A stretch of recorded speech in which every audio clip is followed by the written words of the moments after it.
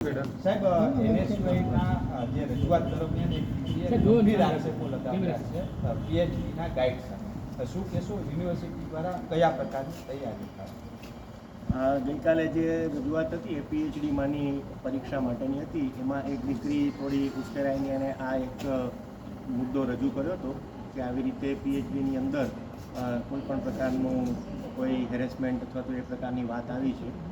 આ એક ગંભીર મુદ્દો છે, એની નોંધ લીધી છે યુનિવર્સિટીએ.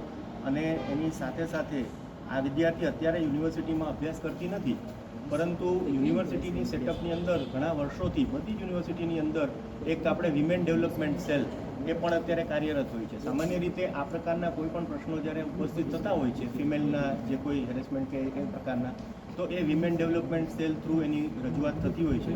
અમારી પાસે જ્યારે આવી રીતે કોઈ વિમેન ડેવલપમેન્ટ સેલમાંથી ભૂતકાળમાં પણ થયેલું છે, જ્યારે રજૂઆત આવતી હોય છે ત્યારે નિયમ અનુસાર જે કંઈ કાર્યવાહી કરવાની છે એ યુનિવર્સિટી કરે છે. સાહેબ, એનએસયુઆઈના જે કાર્યકર્તા આવ્યા ત્યારે આ ક્યાંક યુનિવર્સિટીની છબી પણ ખરાય છે. આ વિદ્યાર્થીને બોલાવીને તપાસ કરશો કે જે બોલ્યા છે સાચું છે કે ખોટું છે, ખરા અર્થમાં શું છે?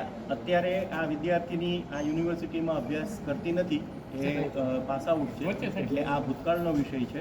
પરંતુ મેં કહ્યું એ પ્રમાણે, કારણ કે કોઈ પણ આ પ્રકારની ફરિયાદ આવતી હોય છે ત્યારે ઓરલ સ્ટેટમેન્ટ કરતાં એમની લેખિત જે રજૂઆત હોય છે અને એ WDC થ્રુ અમારી પાસે આવતી હોય છે ત્યારે ચોક્કસ એના પગલાં ભરવામાં આવે છે. માસ્ટર કરેલું છે કે પછી બેચલર કરેલું છે? એ બેનના જે અભિપ્રાય હતો એ પ્રમાણે, કારણ કે પીએચડી માટે પ્રયત્ન કરે છે બેન, એટલે એમનું માસ્ટર થયેલું છે. એના સાહેબ વિદ્યાર્થીને આપણે બોલાવશું એવું કંઈ કે નહીં? અત્યારે આપણે વિદ્યાર્થીની વિદ્યાર્થીની મેં જે કહ્યું પ્રમાણે આ સિસ્ટમથી એ અવગત હોય તો એ પોતાની રજૂઆત કરી શકે છે એ માધ્યમથી. Thank you.